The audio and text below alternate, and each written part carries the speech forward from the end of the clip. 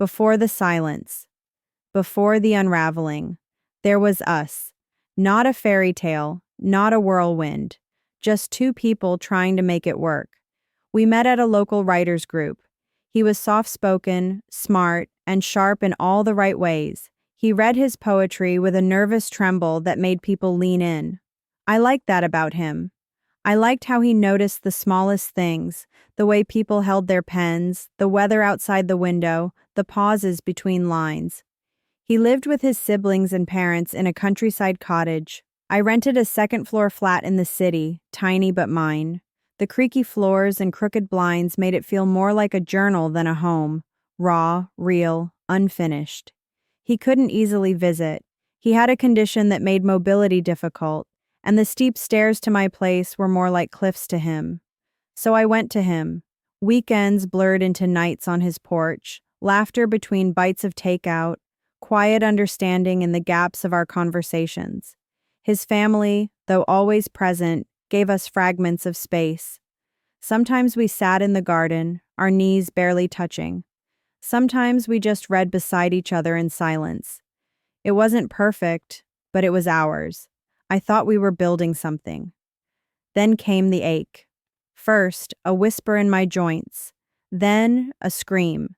An undertow that pulled me beneath everyday moments, tying shoes, carrying groceries, laughing too hard. A chronic autoimmune condition, the doctors said, advanced, inflammatory, already doing damage. I was overwhelmed. Hospital forms, blood tests, scans, pills, the kind of pain that leaves a shadow over everything. I needed surgery, soon. And in my fear, I turned to him. I expected his arms to be my harbor, that when the world spun, he'd be the one holding the center. But he shifted, pulled back. His texts were short, visits infrequent, hugs more robotic than warm. Still, I gave him grace. We all cope differently, I told myself. Maybe he just didn't know how to handle this. Maybe he was scared too. I tried to be okay with it. When he said, "I'll try to come visit next week," I nodded. When he forgot my pre-op date, I forgave him. When he said, "I've got a lot going on," I swallowed the lump in my throat. Deep down, I knew I was already alone in this, but admitting that felt like betrayal of us, of what I thought we had. So I waited for him to show up, for some part of him to remember the softness we once. My aunt, a no-nonsense woman with steel in her bones, came over the night before the procedure. She brought soup and a stack of mystery novels. She poured chamomile tea into chipped mugs and looked me dead in the eyes. "You deserve someone who doesn't flinch." I stayed quiet. She continued, "Some people hold your hand. Others hold their excuses. You'll learn which is which when it matters."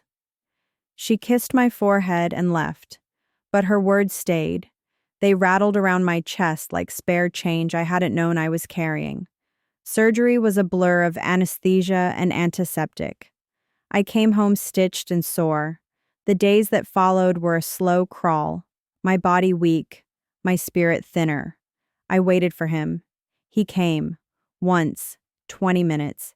He brought no soup, no book, no flowers, just complaints about work, a frown about traffic, and silence when I reached for his hand. When he left, the door clicked like a period at the end of a sentence I didn't want to read. The real test came later, when he left behind his tablet and a work bag. I teased him gently over text. "Should I start charging you storage fees?" No emoji, no laughter, just anger. He called, his voice clipped. "I'm overwhelmed. There's more going on than just your recovery." My recovery, my surgery, my pain. He made it sound like a side plot in his movie. The next 4 days, silence. Not even a, "How are you?" I began talking to myself. The inner monologue sharpening. I never asked for too much. I was always the one reaching out. Why does this hurt more than the surgery? Alone in my apartment, I started tracking every red flag like a detective revisiting cold cases. How he never asked about my doctor's appointments unless prompted. How I made room for him, and he made excuses. How I was always showing up. and he was always almost showing up. I wrote him a long message, not dramatic, not angry, just honest.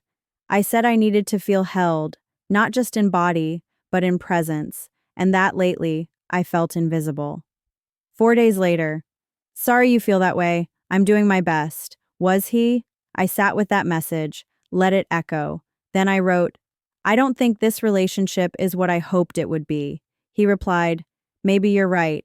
No fight, no plea, just confirmation. I wasn't being dramatic. I wasn't too much. I was just not enough for him to try. And that realization cracked something open in me. The reward wasn't vengeance, or rebound flings, or slashing his name out of journals. It was clarity. In his absence, I rediscovered my own presence. I brewed my tea the way I liked it, sat in silence without anxiety, made playlists for healing, read poetry aloud to the walls. I stopped waiting for someone to rescue me, started choosing myself like it was a religion. Healing didn't come in waves, it came in flickers. I would miss him, then remember how he made me feel. I'd reread our old texts, then close the app and breathe again. One night, I lit a candle and whispered aloud, you did the best you could. It just wasn't enough for me, and I meant it. Love, I've learned, isn't just about being there in the light. It's about who holds the umbrella when the sky falls. It's small gestures, the kind that say, you matter, even when you're messy, especially when you're hurting. The right person doesn't just stay, they choose to stay. Again and again. And when they don't, that's not your failure, that's their capacity. So here I am, stronger, softer, sharper, not because of him, but because I walked through the fire he wouldn't step into with me. He vanished, and in doing so, he gave me the greatest gift, space to find myself. Because when you really need someone and they vanish, believe them. That silence is your answer. And sometimes, silence is the most honest thing you'll ever hear. It's been 3 months. The apartment still creaks the same way, and the blinds still lean slightly to one side. But somehow, the silence here doesn't ache like it used to. It breathes, it listens, and in it, I've learned to hear myself again. I wake up slowly these days. No alarm, no morning text to wait for. I let the light spill in through the crooked blinds and trace patterns across my sheets. I stretch. Sometimes I ache, the kind of ache that reminds you your body's still mending. But there's no rush to fix it, no need to prove anything. I make my coffee strong and earthy, the way I like it. I used to ask how he wanted his, back when I thought shared preferences meant shared hearts. Now, it's just me. A splash of oat milk, a chipped mug, a seat by the window. Peace. I started painting again. Not pretty landscapes or Pinterest-ready still lifes, just raw emotion in color, swirls, smudges, chaos that makes sense only to me. I hang them on my walls, not because they're good, but because they're mine, messy and honest. The writers' group still meets on Thursdays. I go sometimes, not every week. Just when I have something that wants to be said out loud, something fragile and brave. The first night I went back, I was nervous. My voice shook on the first line, but people leaned in, the way they used to for him. And afterward, someone said, that line about choosing yourself like it's a religion, I felt that. That meant more to me than I expected. I see him there once. He's thinner, his hair a little longer. He reads a piece about longing, or maybe regret. We don't speak, just a glance, a quiet nod. No bitterness, no theatrics, just two people who once met on a road they couldn't finish together. That night, I walk home through streets that used to feel too wide for one person, but now they hum with something else, stillness maybe, or possibility. I pass a bakery just before closing. The lights are dim, but a young woman inside is wiping down the counter, humming to herself. She waves when she sees me pause. I smile. I don't go in, but I will. Another day. I get home, kick off my shoes, light a candle that smells like cedar and orange. I curl up on the couch and open a book, one I've been meaning to read, not one someone recommended to impress me. The wind taps the window, gentle. That's the thing no one tells you about heartbreak. It doesn't always leave a scar. Sometimes it leaves space. And space? That's where new things grow. No, I haven't fallen in love again. Not with a person, but with mornings, with ink-stained fingers, with the kind of laughter that comes when no one's watching, with not waiting, with choosing.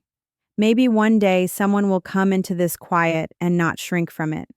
Maybe they'll bring their own stillness, their own softness, and we'll meet there. Not to be saved, not to be filled, but just to sit beside each other, two whole things with space in between. But until then, this is not a waiting room, this is a life, and I am living it.